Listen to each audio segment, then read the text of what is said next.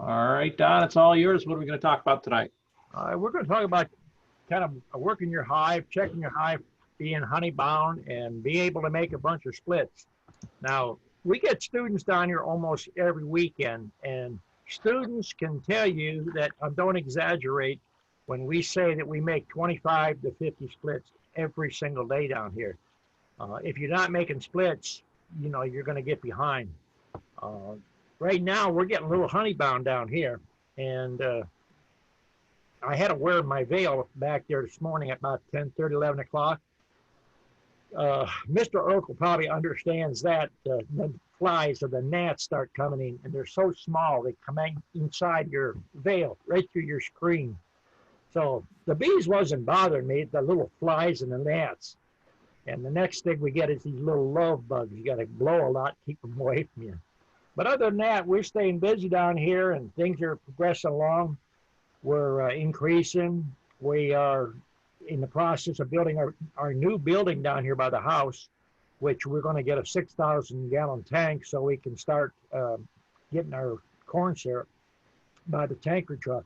So if students are around, they might want to be coming down and getting some syrup. We'll try to fix them up with that. And I don't know how many students or how many people out there have been trying to get materials. I've had about 4 of my students calling all our different suppliers, Man Lake, all our outlets. No one has frames. So if you got frames, you better hang on to them. They are scarce. I don't know if it's because of the virus that's out there or what. But everybody I talk to is about 4 to 5 weeks out. And we sell wax mills. And the guy that does my wax mills, he's 4 to 6 weeks out. So the machine shop's only running like one supervisor or one guy in there in the machine shop. So people that's interested in buying wax mills, I think my last student bought the last one I had, and we teach you how to run them before you buy them. So when you leave my house, you're going to make good foundation. And I believe David was the last one that bought it, and he come down here and worked a few days with us, and he can let you know, you make some splits down here. If you're coming here to work, you're going to be doing some work. And this is not a book learning place. This is basically a hands-on. So my students actually do the work down here, and I kind of supervise, see what's going on.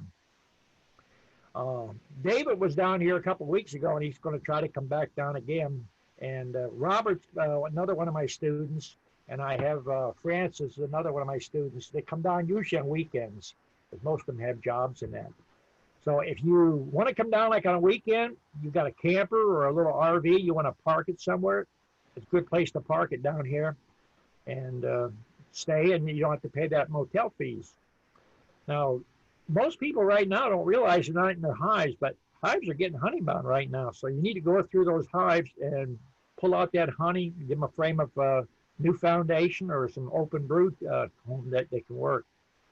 Is anybody having any problems actually with their hives right now, or swarming, or are you not even going in because of the humidity out there? Nobody's got questions, it looks like. Come on, get those hands up. They all got the answers tonight. I'm done. We're just going to stare at each other all night. All right, over to Linda. Go ahead, Linda. I have a question about, can you hear me? Yep. Okay. I have a question about this week. I went in and worked my bees with my Jono's Easy Vap with the oxalic acid. Yeah. And I don't know what I was doing wrong, but when I put it in and let it heat up, and when I flipped it over, it blew the cap off every single time. Has anybody had that happen? And I don't know what I was doing. You using a pre-measure for your oxalic acid? It was like a heaping quarter teaspoon. It's supposed to be a quarter teaspoon per brood box, and I've got two deep Sarn. So I did that, but it blew that cap off every single time, and I had to put it back on real fast because all my fumes were coming out in the air, and actually hold it in place.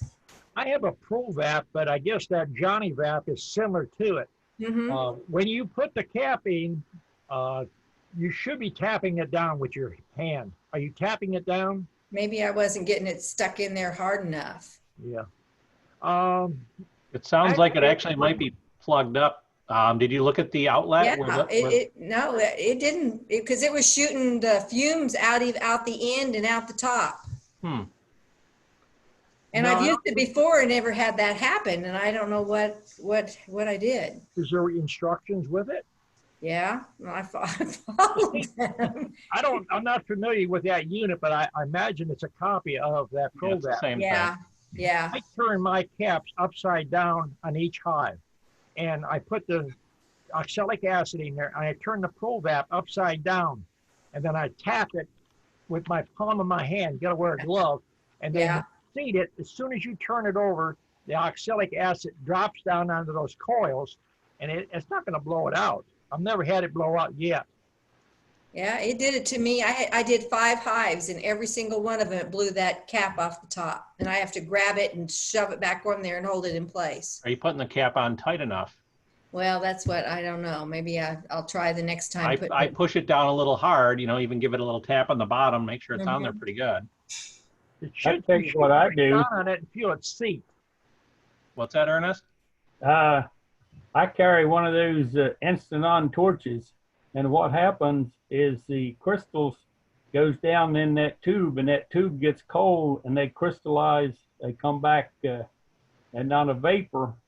And I just hit that tube real quick with the instant-on torch, and I can keep going right across my yard. Okay. You put that in a hole, like in back a lot of times. Right. If the thing happens to be wet, the hive body or whatever you have it drilled in, you cool that off immediately. So I just keep that torch handy with me, and when it happens, I just take that torch and hit the end of that tube, and I can just move right along the yard, because they tell you to take pipe cleaners and clean it out, but that's not practical, not when you're out there doing the bees. You got to move on. Yeah. That torch works wonders for me. Okay. Thank you. Okay. Okay, so that hopefully answer your question or give you some ideas? Yep. Thanks. Okay. And over to John Zirkle. Go ahead, John. I was going to add to that prior conversation. One of the things I like to do, I have the Provate. So first of all, I would check your cap top, make sure it's not defective, and make sure there's a good fit. But what I do is I get a welder's glove when I'm out doing my oxalic acid, because that bowl gets really hot. Mm-hmm. And I have my hive tool sitting on top of the hive, and then when I insert the oxalic acid into the top, I can press it in hard with that glove, because I can hold it without getting burnt. Mm-hmm. And then to clean, what I do, and I don't know if it's safe or not, so I'm not telling you to do what I do, but I take some water. When that thing's heated up and you pour some water in the end of that bowl, it'll steam out everything in it. It'll clean it right back to the original metal.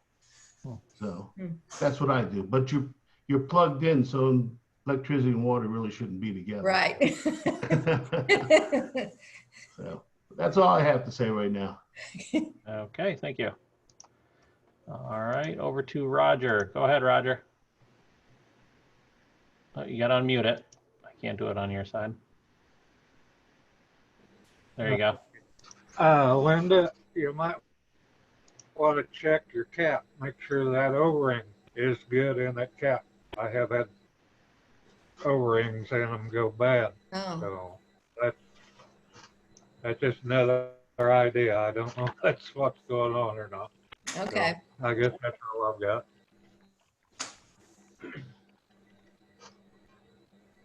Okay, let's see, over to Steve. Go ahead, Steve. Now, I don't mean to change the subject, but I got a question about queen cells. Okay. Are my odds better putting in queen cells or grafted cells, or queens that have already hatched in my incubator? Well, if you're going to do that, you run the risk that they're not going to accept it. But, we do miss off on the timing of them. Sometimes we have 4 or 5, maybe half a dozen sometimes, that hatch in the incubator. We just go out to a hive, we pull the queen out and just let them walk in. I mean, you're running the risk, but the majority of the time, if you catch them early, they don't have a smell to them or pheromones, so they walk right in there. Yeah, I had several hatch, and I put about 10 of them in, and looks like so far only 5 of them have. If you're in doubt, you can always cage them. You know, you can pick them up gently, put them in a cage, set them inside the hive between 2 frames, go back in about an hour or 2 and pull the cage and check, you know, you can turn them loose that way. We Okay. make so many queens to go back and do something twice in the same hive don't make sense really. Right. But you might try that. It does seem a lot easier just to drop a queen cell in and carry on. Yeah. Okay, thank you, sir. Okay. Okay, over to Dale. Go ahead, Dale. You got unmuted on your end. Got you. There you go. I was checking my 2-box hive, and there was 3 queen cells, swarm cells. And I found the queen, moved her in the top box over in a different area. And both boxes pretty well full of bees. And then when I went back to check them about a week later, half of the ones that were in with the queen had went back to the original hive. Do they do that even though the queen's over there? Yep. Yeah. All right. I What didn't. I do is I leave the queen in the original position and I just move the frames with the queen cells. That's what I do. Okay. All right. Well, they still doing okay today, so. Well, that's good. And I bought a queen. They started balling it in another nuke I had. I got it back from them and started putting in the queen cage, and I just waved bye-bye as she flew away. She flew away. She flew away. That don't sound good. It ain't good. But they doing all right, all except the new. That's it. Okay. Oh, back to Linda. Go ahead, Linda. Okay, I have a question also. I have caught 2 more swarms. I've got one in a 5-frame nuke and one in an 8-frame box. And it's been super, super hot here, like 90s and real humid. And I was going to just leave them alone for a few weeks. Is that advisable, or should I go ahead and get them moved into my yard? Well, when we catch a swarm, and I've done videos on it, we never dump a swarm in a box. We dump it in front of the box, and when the bees start to move in it, we keep moving the box back away from the swarm, like 5 to 6 inches at a time. And you can string those bees out like a long little train and go through there and pick all the extra queens up, and then you can put them in extra hives and make swarms there. If you dump them all in there at one time, you're going to have multiple queens in there, and they're going to fight. And there's going to be one queen, hopefully, left in the box. But you're wasting a lot of resources. Okay. So I should, basically you're saying though, I should go ahead and get them moved into my yard, not leave them alone. If you got them in a box, you can move them in your yard. Yeah. Yeah. Does it hurt to leave them there where they're at for a few weeks? I wouldn't wait a few weeks. A swarm usually in a 5-frame box will pack it out in about 8 to 10 days. Okay. Okay. Because when it's a natural swarm like that, they are stuffed full of honey. They take all their building materials with them. So even if you got just foundation there, they're going to draw that stuff out super fast. Yeah. Okay. All right. That's my, I've caught 3 so far this year. One I already brought to my yard and it's doing great, but these other 2 I haven't moved yet. Are they coming out of your own hives or just neighbors? I don't know. I actually think they're my bees that I've lost in the past. Are you going through your hive every 14 days? Yes, I am. I have been doing that diligently. If you're going down through those hives every 14 days, you should have seen queen cells if they're I here. haven't. Are you checking along the sidebar? They hide them along that sidebar. You know. Well, I've been pulling out each frame and looking at it really good, and I haven't seen any queen or swarm cells on them. It might be, you know, you're just attracting swarms, which is a good thing. Yeah. If you're doing it every 14 days, that's all you can do. I mean, that's, you know, if you miss them today, you got 14 days, you know, to catch them before they, you know, Yeah, no, I remember you saying that, and I've been diligently going through it every week, all the way down to the bottom, or every 2 weeks, I mean.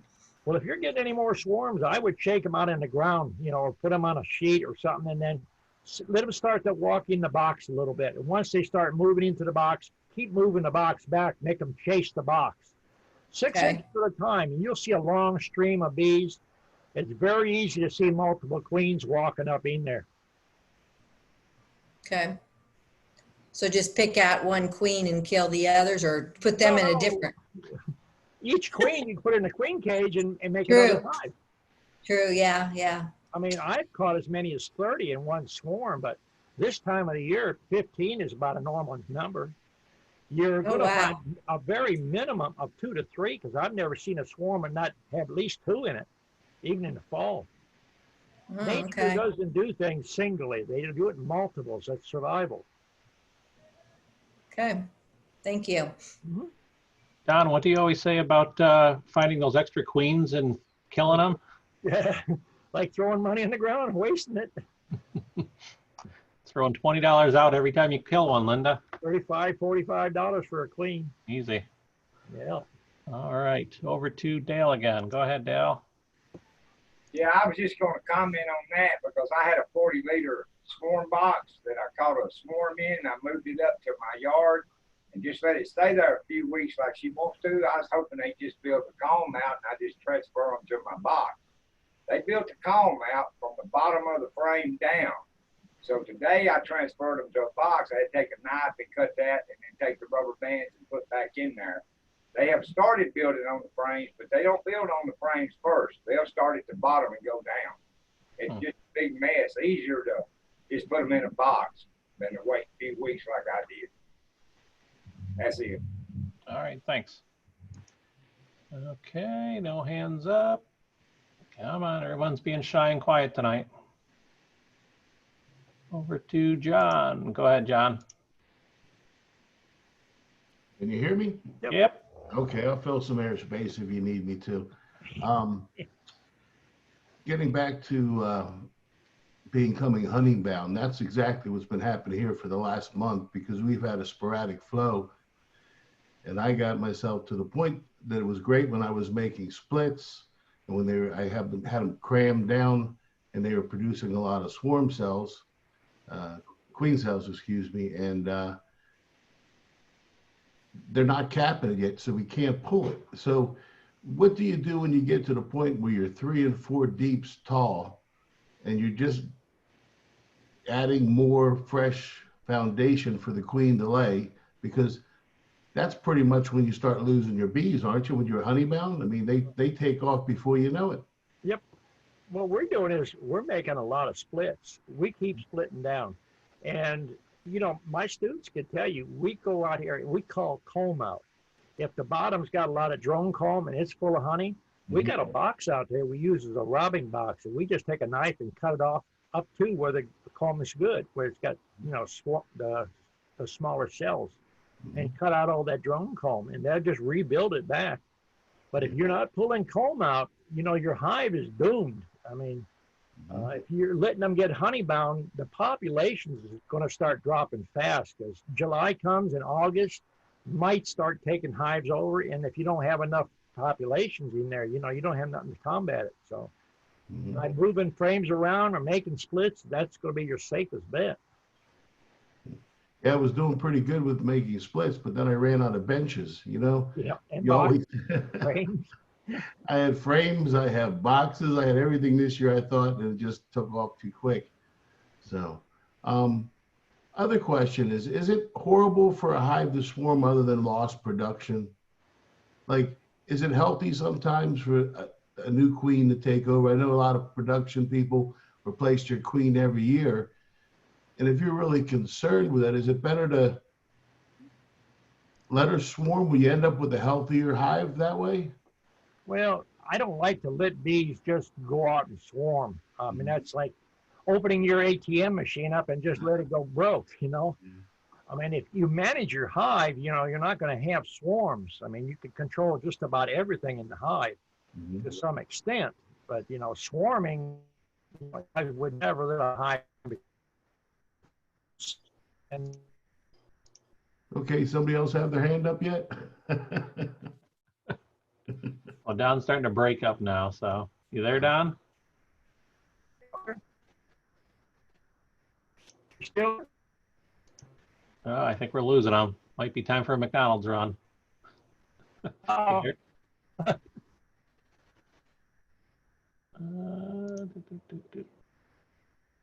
Well, let's see if he comes back. John, back to you real quick. I know a lot of IPM people like to either do a swarm split or do a split on their own, because that'll slow down the mites for a little bit. So I kind of lean that way myself. If they swarm, and it can only help them. And if you catch them, great. Mhm. That's the way I see things. Are you back, Don? yeah, I hope so. Okay, good. All right. Let's see, over to Ernest. Go ahead, Ernest. Yeah, I've been doing a lot of splits. I just work on the ones that looks like they need the most attention. And I go into the yard and I just walk down the line and I see them starting to hang out. I say, I got to get into that hive. And I get into it and I make as many splits as I can make and put a queen cell in them and move on. So got so many hives I can't go into them every 10 days, Don. I need some helpers like you have. The way you read Tom Sawyer and that get some advice from that. And I just thought of one thing the other day. I thought Don said that. I was putting the queen cells in. I was putting them between frames, and I just put them on the side, on the one side. And they tend to do better if you put them up against one side and push it up against the side wall than they do if you put it between frames. See, you pick up a new thing all the time. Yeah. Yeah, I just happened to remember it. And then another thing, I was a little concerned about my queen cells this last time. I'm waiting and I'm counting the days and I'm getting up 15. I said, well, they got to go pretty soon. 16th day, I looked and one emerged, and I went back about an hour later. It's 3 more. In other words, with that timing box, they emerged within about 3 or 4 hours. So I'd made up all these cells and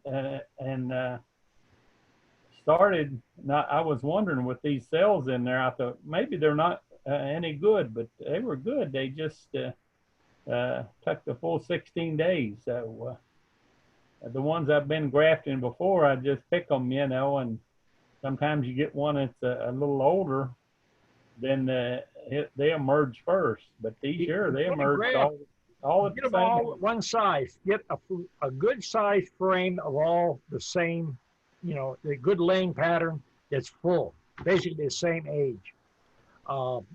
Most people don't know how to pick the age of them. If you're looking through a veil, I try to teach my students, put the sun to your back and then just put your hand on the frame gently and the bees will move. Just look for that white milk. When you see that white milk, now you're at 4 days right there. If you can graft from that or the next day when that larva is just starting to bend a little bit, then you can keep them all hatching out within an hour, 3 hours. That's what you're trying to work for. It's just practicing looking at them. But pull your frames you're going to graft from that have at least a 6 or 8 inch grafting pattern. Don't get one that's just got a 4 or 5 inch because you're going to get all ages, variations in it. I like them when they lay from wall to wall, and that way you get them more uniform. Yeah, that's what I'm trying to say. You get a good frame to start from. Yeah. And another thing, I was talking about that torch a while ago, and if people has ants in their hive, very quickly you can get rid of all those ants in an instant. I just take an instant on torch. Of course, you got to be careful.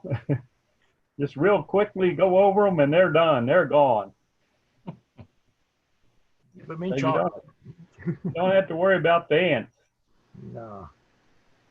Is that your little snack then in the bee yard? Little roasted ants? Well, that's all I have now. Thank you.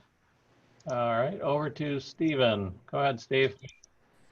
Hi, I have an empty hive I just discovered, and I went to start taking the frames out, and this giant damn bee came out of there.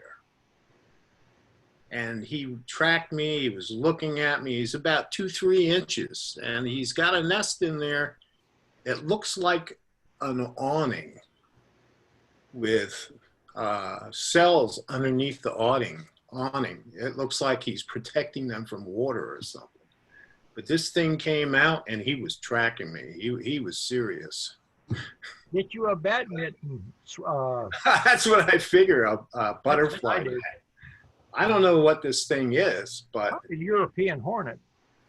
he's a monster. Yep.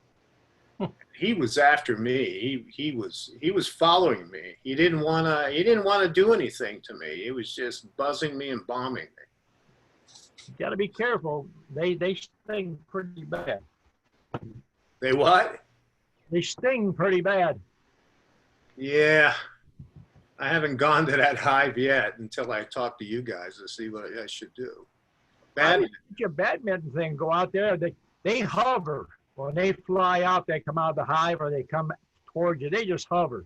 Yeah, Like a he was hummingbird. hovering. Yep. Absolutely hovering. Yep. That's the way he was. So it's a European Hornet. That's what I call them. They're big, yellow-looking things. They got some brown stripes on them. Yeah, they're giant. It was like 2-3 inches. They usually don't attack you. They're just annoying. They like to eat bees. They hover around in front of a hive. Yeah. Yeah. So I was wondering if I should sneak up on him and just throw a paper bag over the thing. No, I wouldn't do that. No. Use the badminton. You get the bag over, they'll bite through that bag and get you. So you get a badminton rack. Yeah. Yeah. Tennis rackets, for me, it hurts my wrist. You know, badminton is very light. You can pick them up at yard sales, next to nothing. Okay, I'll do that. Hey, Steve, do you have a Harbor Freight near you? Yeah, I do, as a matter of fact. The best $6 you'll ever spend is the electronic fly swatter, because then Oh, you can hear them sizzle and they'll spark and everything, and you know they're dead. Yeah. Yeah, he was intimidating, that's for sure. Yeah, they're big. I've seen a few up here, and I guess up here now they're just the queens are starting to lay, so I'm trying to kill them as I see them. Yeah, I wanted to recover that hive, and boy, that sun gun is intimidating. Yeah, I would just, you know what I would do with the whole hive is cover it with the plastic bag and let them smother themselves out. Because she's got to have a lot more in there. Yeah, I figured that. So I was kind of staying away from it for a while until I talked to you guys. Mm-hmm. Electronic fly swatter. Yep, I love it. All right. I'll go order one. Okay. All right. Nobody with their hands up again. Anybody having beetle problems this year? I haven't seen any yet in my hive. We've got healthier hives in May.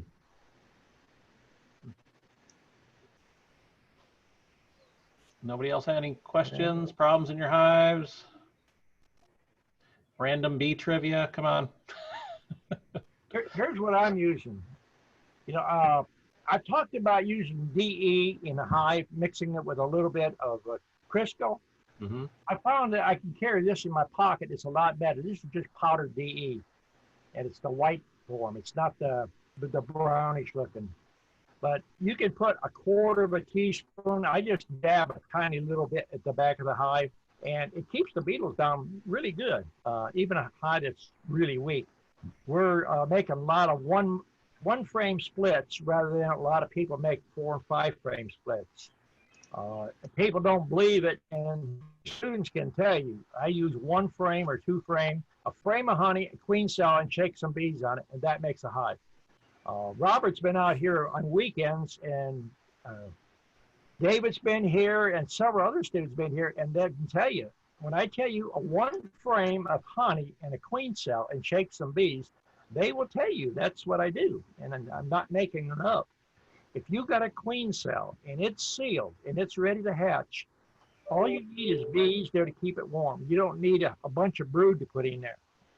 If you put too much brood in there in the same bee yard and you don't close them up, you're going to get foragers fly back to the parent hive, and then you got a full frame of brood sitting there cooking, and then you got the next thing happens is you've got a lot of beetles in there and beetle larvae. So if you use honey and cell don't make it, other hives will rob it out. But usually you're going to get a 95 to 98% take on it. And all you're risking is the queen cell, whether you cut one out or whether you graft one, it doesn't matter. If you've got time, I think a grafted cell is far better because the bees can see better than I can see. So that's, a little food out there for thought. I don't know how people make their splits, but I've had a lot of people come here and discuss what they've done. And I've seen people take a 10-frame hive and do a walkaway, and there's enough bees in that walkaway to make 25 splits. So if those bees don't come back, you done lost several $100s right there. It's like turning your ATM upside down and draining it. So commercial beekeepers play numbers, and that's what you'll hear a lot of us talking about. We do numbers. We ain't worried about strong hives. We produce numbers. All right, we got some hands up now, so we're going to go over to Andrew. Go ahead. Hey, how you doing? Thank you.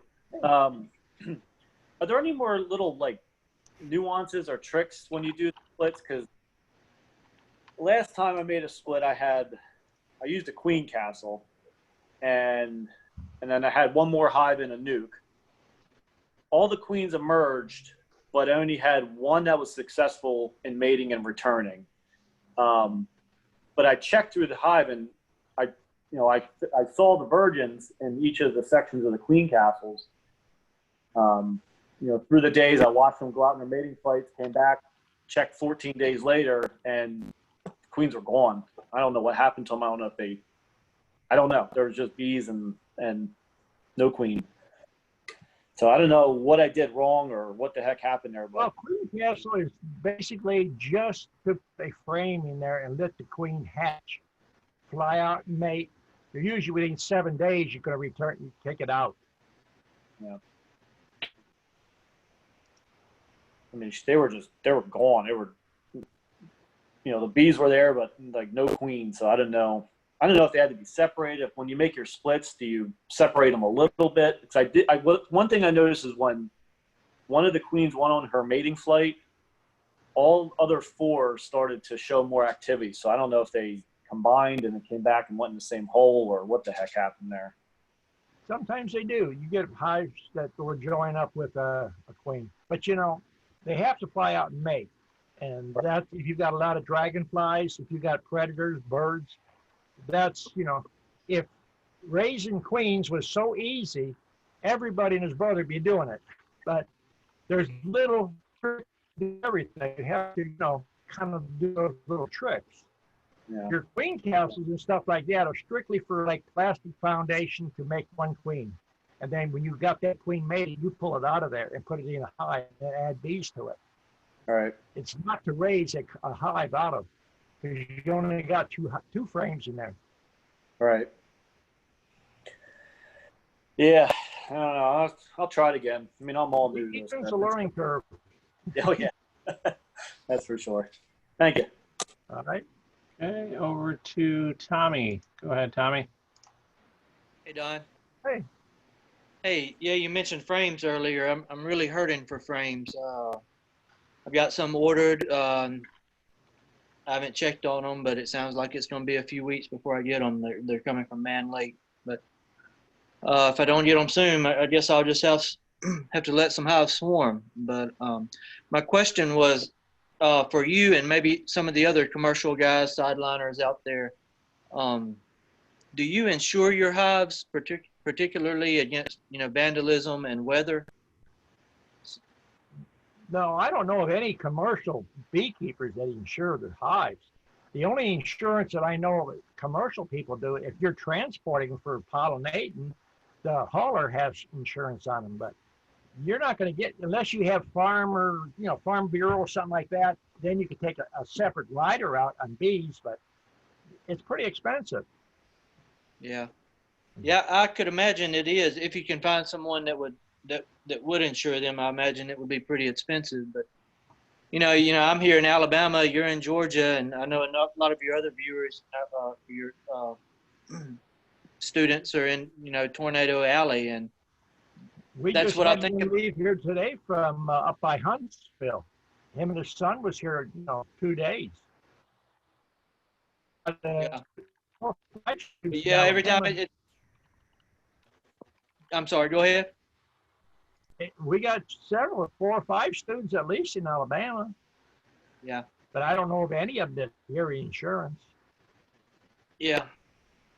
Yeah, I just always think about, when tornadoes are headed my way, I just think, that could be thousand, when you're looking at 200 to 500 hives in a bee yard, that could be thousands of Bill, dollars if you lost. remember when the last big hurricane come through, I've got several friends in Louisiana that, I talked to them on email and stuff, and they said they had 350 hives float down the Mississippi Delta. I mean, you just can't do nothing. That's the land.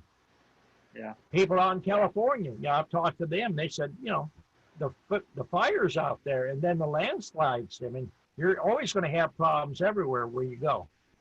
Right. Okay. I was just curious about that. I appreciate it. Okay. Over to Pat. Go ahead, Pat. Unmute. This banner popped up. That's new. For Andrew on the Queen Castle, they have dividers in between each section, and you need to clean out the little trench that runs all the way around the 3 sides and make sure that divider goes all the way down in that, because the queens can't stand to have one next door. They'll push the board and go under and kill the other queen. And if you're using a deep that's got 3 entrances, leave the middle section empty so that they're coming from 2 different sides, and that might help. And make sure you don't have any spiders or frogs or lizards or any other thing out there that likes to eat honeybees. As far as insurance, there was a guy at one of the state meetings last year that was selling insurance, and he was kind of hedging the bet that you wouldn't never have a claim. So be careful what kind of insurance you try to get. Farm Bureau is a really good one, like Don said, but also check on your homeowner's insurance and see if you can get a rider to cover your bees. A lot of times you can. And then one thing of warning, a friend of mine ordered in a lot of packages to sell locally, and they came into the post office, and the postal workers sprayed sanitizer like everybody's doing right now and killed all of the bees. So just be aware of that if you're shipping queens or shipping bees.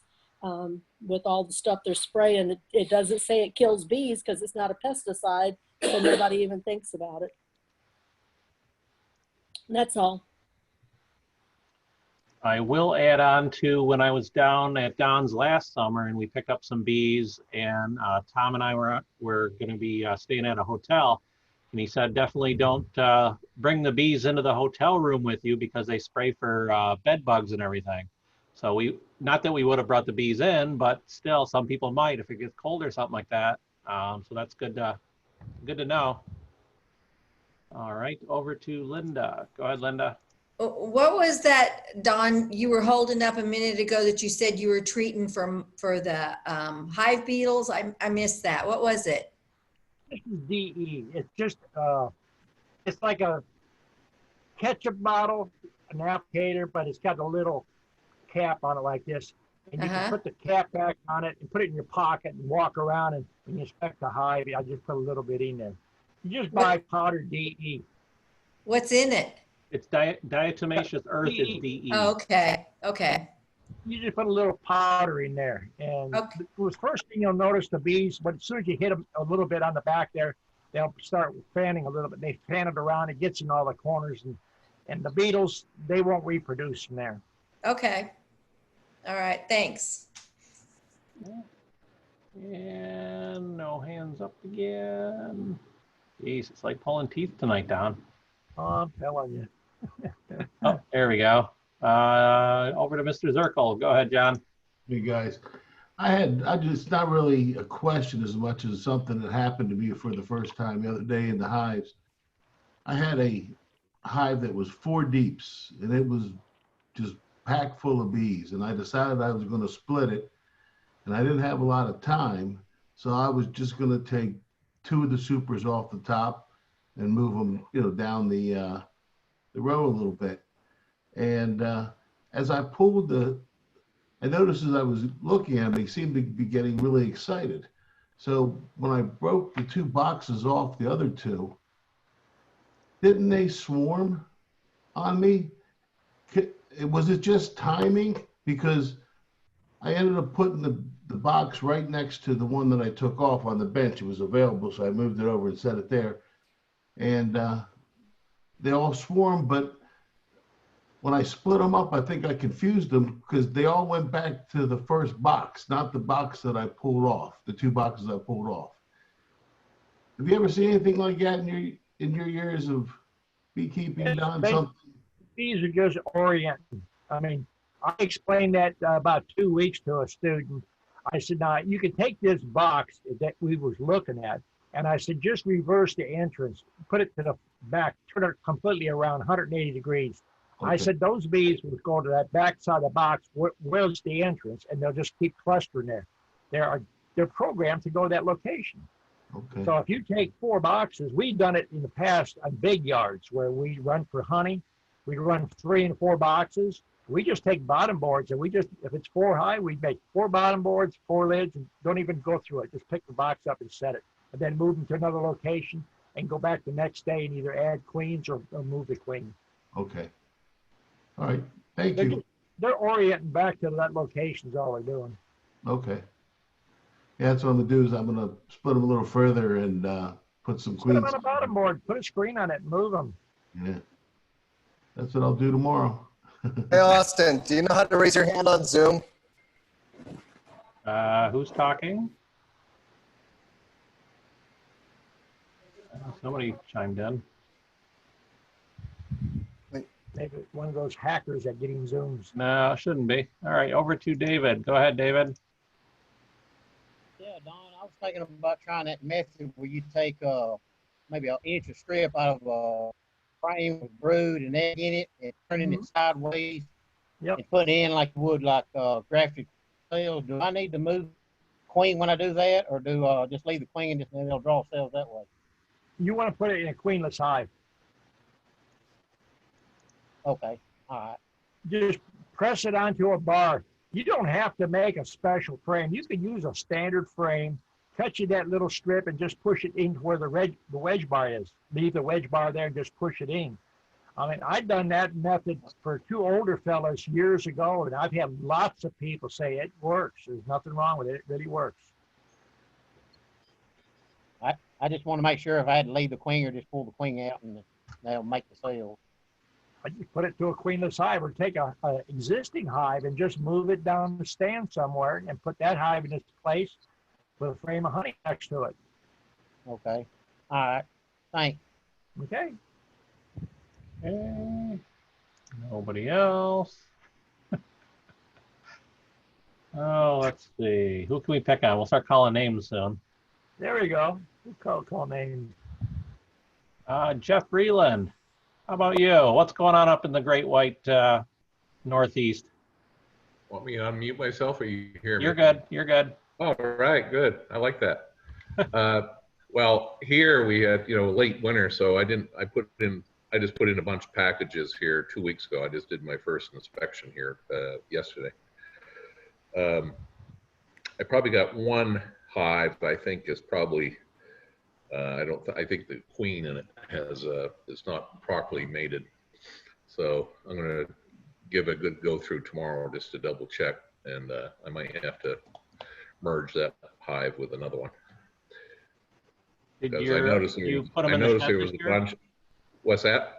Did you have them in the shed this winter? No, I didn't, because I had a late September swarm out, and the new the virgin queens, actually it looks like 2 hives, never had a chance to get mated. Oh. Yeah.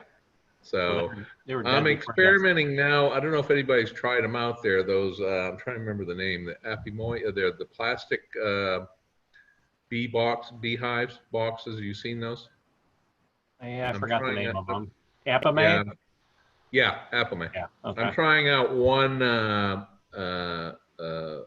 110 frame with a super on top, and then I'm also trying out one of their nuke boxes. Just to see how they handle it in terms of the weather-wise. They're supposed to be pretty good insulation-wise, right? That's what I'm looking at. So my biggest challenge over the last 2 years has actually been getting packages with the proper with a queen that's properly inseminated. I ran into that last spring. I had a couple, so I did 2 splits to make up for it. But here, you got a condensed season, so by the time you get the hive really built up well, you're entering into the fall. So right. So I'm probably gonna order 1 or 2 queens. I got so if anybody out there's got some queens they mail, I'll probably order with you. You got some fat B-man bees yet? Yeah, I'd like to have some fat B-man queens. My son probably still has some. Get a hold of him. He's up. His number's on the webpage. Who's that? My son, Steven. Oh, okay. Under Bee Supply. Yeah, because I'll know after tomorrow, so then I'll reach out. That's good. Because I figure on that queen there's no sense fooling around trying to introduce a new queen to that hive because I noticed there was several drone cells that they'd installed on 1 frame in the last 2 weeks. So I thought, whereabouts did you get your packages from? California? No, Georgia. Oh, they should be mated queens. If most people, yeah, they were. The packages were really good. So you got to keep in mind also we've had the temperature here has been up and down, so it's still a possibility the temperature inside the hive itself wasn't right for the queen to start. 3-pound package? What's that? 3-pound packages? Yeah, yeah. I wouldn't kind of hive if you think you have a hive that the queen didn't get mated properly. I would take a brood from another hive and just add to that package there. Yeah, I get that option too. What's very interesting, one of the packages there, they've already got, and this is in 2 weeks now, 2 weeks, believe it or not. They got 2 frames capped with brood. So I was quite impressed with that one. So that was one idea I had. I mean, to move that over, and with some of the brood that's not capped, and see if they make a queen out of her. If you have a problem with packages, I think I'll contact whoever is supplying them because they're like everybody else, They do everything themselves, and if they got bad help that day, it's possible, you could have got a virgin queen. Yeah, I'm not going to say it's always check for eggs. Yeah, I suspect that's what happened, but I'll know for sure tomorrow because the day I was doing the inspection, it was just so windy that I really couldn't get deep into that hive to root around to see if I could check everything in there. I mean, it's quite possible she's taken off and that the workers themselves have made those drones. It could be. So, a few drone cells in there is not uncommon. Yeah, but it's 2 weeks. I mean, it was on. What I normally do is I put in a couple frames of good honey left over from last year from the other hives, so they got a good starting point right there. And so it looks like they've been making use of that. So, and a little bit of the syrup, and they got plenty of pollen and all that. So it's just a matter of the the start. Getting them into a good start off so that they come by the mid of July they're at good strength. So I toyed with the idea. I mean, the downside for me for making a queen is just the summer duration here. The time window is more suitable for me just to buy a mated queen. Right. Because I'll save. What's that? My son can ship them out next day. Yeah. He's got a bunch of on the Houston Monday. Yeah, no, that works. Now the mail's been very good on the shipping of the bees here to here, so no problem there. Yeah. And I mean, the biggest thing you worry about if you're shipping to this destination, northern Maine, is, you know, make sure you don't do it until after mid-May. So, Yeah. I mean, you run into the risk somebody might just leave the packages outside overnight and you get a cold night, you know. Well, we're basically we doing the FedEx next day yeah, or that makes every sense. night. Yeah. I mean, it's going to cost a Right. little bit more, but we ship them all over the place. Got Yeah, a lot that's better good to know. luck. Post office Okay. insures that sometimes they put them in the mailbox without thinking, and they just sit there and cook in some areas. Right. Now, coming back to those Apamai hives, there is, you know, they also have the plastic frames, which basically you just clip in your foundation. And I'm waiting. I just noticed. I'm just kind of curious how well they respond to those. I see where they're building out on a couple of them, but it's too early to tell. I do Well, have I a use mix. typically starter strips myself. Now, my Yeah. son likes the plastic. Now, if you looked at Facebook, there was a Right. FedEx truck from here, about 6 pallets of he buys them pre-made. They're put together with the plastic, and because you know you don't have Right. time anymore. Just running so many hives, you got to go. It's quicker. Oh yeah, yeah, definitely. But So you know, it's, if you're feeding them well, I mean, feed them good thick syrup, and you got enough 3 pounds of bees, they should draw them out good. oh yeah, no, they're getting that. My only worry is I'm just watching. You know, I want to avoid a situation where they get sort of they work themselves into a honey bound situation, like more not honey bound but more syrup bound. So You can always reverse some of those frames in there once they start to pull them. yeah, that's what I plan to do. Yeah. Pull some of them out, or put them out for robin. But I got plenty of frames with junk on them for robbing. So they didn't touch any. I put them out for 2 days there. So they seem to be quite happy with the feed they got inside the hive. So It's trial and error. it is trial and error, but we're trying this year. It's going to be these plastic hives. We'll see. We'll see how if I can get a good strong hive going into the winter, then we'll get the good experiment, see how well they make it over the winter. We had tried some of those quite a few years ago, and we didn't care for them. Actually, they sent us about 4 of them, the 5 frame, and they sent some 8 frame. We end up giving them away. Right. In Georgia, there was too much moisture, and the bees can't ventilate it good. That's the only problem we've seen with them. Yeah, they seem to offer enough options there on the moisture side so far, from what I can see. I mean, with an open bottom, you can either close or open the bottom also. Yeah. Be sure to post your updates on the group there, Jeff. Yeah, I will. I get some good days here where I can inspect things well. We believe it or not, we went up to 2 days of 90 degrees. Now we're back down to 60. So we got a pretty good rain. And of course, we had 3 weeks ago we had a snowstorm. So. So all right, cool. Thank you. Thanks for the update. Yeah, you're welcome. All right, over to Jonathan. Go ahead, John. Unmute it. Hey, Don. Hey. Just a quick question again on packages and bad weather. So what happened to me this year is similar.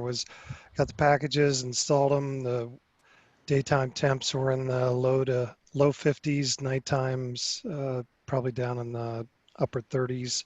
I put syrup on top of them, 100% corn syrup.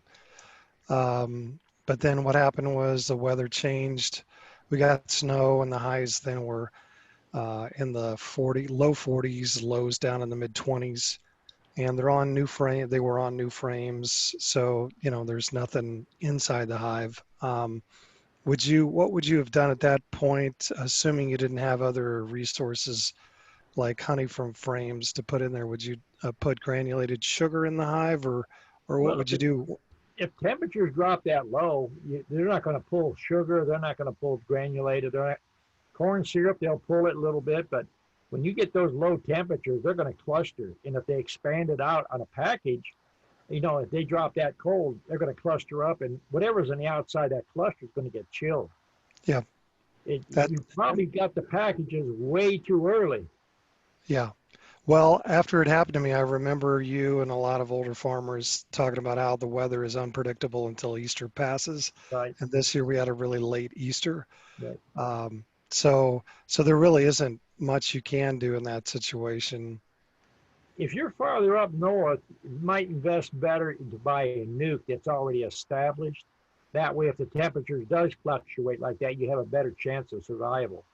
hmm So nothing, so really because you're on new frames and everything else, there's nothing you can put in the hive really No, to get them through those extreme cold no, snaps. no. Okay. Because So you got, just look. a package there, and Yep. they're spending their energy trying to build comb. hmm And as they get a little bit of comb, the queen lays in there, and then the temperature drops. You get that chilled. Yep. Yep. Hard to No, fight Mother Nature. yes, yes. No, I learned a good lesson this year. So with that, the other question, if we had a minute, was I tried two different brands of artificial pollen and just put it in a chicken feeder, chicken water, and hung it in an open fronted shed. And even in March, April, when nothing was blooming yet, they still wouldn't take it even on flight days. Um, just sometimes, what are your thoughts on that? Well, Do you? until temperature gets good up there, they're not going to touch it. And when, it's sort of contradictory. When the temperatures get that cold, they're not taking pollen. But when the temperatures start warming up, they're not going to take something that's artificial when they got stuff blooming. So, hmm I mean, we don't use but a little bit of pollen patties in January or December just to stimulate the queen a little bit. But, we're further south.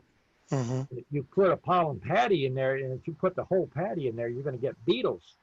hmm So you got to be careful on that. You got to use the common sense approach to it. Cut the hmm patty up in small pieces and hope they will actually eat it up in 24 hours or a day and a half. If it stays in there too long, that yeast just attracts so many beetles. hmm Yeah, I do remember you saying that on some other chats, and I've always tried to cut them up in a small, Yeah. less than a deck of card size. Uh, If you buy standard patties, what you probably could do is cut them about 8 ways, divide it up in eighths. okay. That's good for a package. I mean, you put a package in, you put that on it, it's good. But a whole patty is just a little bit too much for Yep. 3-pound package even. Thank you, Don. Okay. Okay, over to Dennis. Go ahead, Dennis. Yep, you. Unmute it.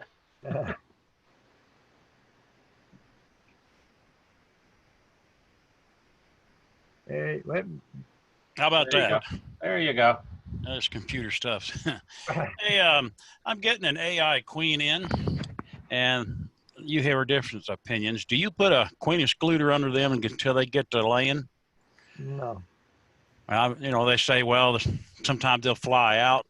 I didn't know what you recommended. For me, when someone tells you they might fly out, that's contradictory. A queen AI is supposed to be bred, artificially inseminated, so she's not going to fly out. And if you're doing that, you're restricting airflow, you're restricting a lot of things. If you got any kind of dead drones in there, they're going to start clogging up that restrictor there, that queen excluder. Okay, that's what I want to know. You hear so much stuff, and I've never bought one before. I sure wouldn't want one to fly off. Well, I always try to tell my students, hold off on AI queens until you've been in the bee business 3-4 years. Production queens, play with that. You can afford to lose them. AI is a bigger lesson. Well, let's hope I don't learn that big lesson. Accidents happen. Yeah, I saved up and bought a queen I wanted to check out and put her in there, and she was acting fine. It was a small split, so I decided to go on and release her. They were really loving her. And she flew off. I said, well, that's great. I put a little money into her. And I said, well, I knew better than that. And then I heard this buzzing around my ear, and she landed on the frame. I slammed the door before she could get out. But she ended up coming back. But that's usually the way it goes. Nice. That's all I have. Thank you. All right, and it looks like the last question for tonight will be Robert. Go ahead, Robert. Unmute it. There you go. Hey, Don. Hey. Sorry, I didn't make it out there this week. So I was doing some grafting today, and I normally would not have noticed this, and it was just an interesting thing that I saw. When I pulled my frame that I was grafting from, it's a hive that's been there for probably 2 months, Great Laying Queen. I don't know if you can see it, but there's like a band that's going around where there's double larvae in it, and they're different ages too. It seems like it laid there, the larva hatched, and then it went and laid again like 3 or 4 days later in the same cell. Typical thing to see every once in a while, or just something that's going on? When you say it's a good laying queen, that worries me. She's been laying full patterns. When you're getting something like that, you've either got another queen in there, or you might have a laying worker following around the queen. All right, I'll go look. It just seems to be a thin band around the frame, and it's wall to wall. What's that? How old is the queen? More than a couple of months? Yeah, it's one I got from you about 2 months ago, I'm guessing. She should, a young queen will lay double eggs sometimes 2 or 3 eggs, but usually a week they straighten out and then start laying one. Yeah, so on the frame that I saw it on, I mean, the center's just solid brood that's hatching out and everything. Yeah. And it's only like about a 2 or 3 width cells. It's almost like a ring around the brood where it did it, and it's kind of spotty on the double, but I noticed it going around the whole thing. Usually if you have a situation like that, I mean, if you got a little bit of chill brood there, I would think the bees would be hygienic and pull out the larva that got chilled, and then queen would relay there. But to see two age of larvae is rare. All right, I'll post it on your Facebook page. I haven't seen that in a long time. I've seen multiple eggs, but never multiple larvae. That's a new one on me. Hey, Robert, it'll be interesting to see if you have twins. Yeah. Well, when I was doing the grafting, I pulled one of them out to graft and left the other one in. So I'm curious if that one will actually take. It'll be interesting to see what happens with them. All right, that'll be it for tonight. If there's no other questions, thank you, everyone. Thank you, Don. We'll see everyone in 2 weeks. Hopefully everybody will be happy and talking a lot more next week. Get those questions. Stick around for the after chat if you want. See you. Bye.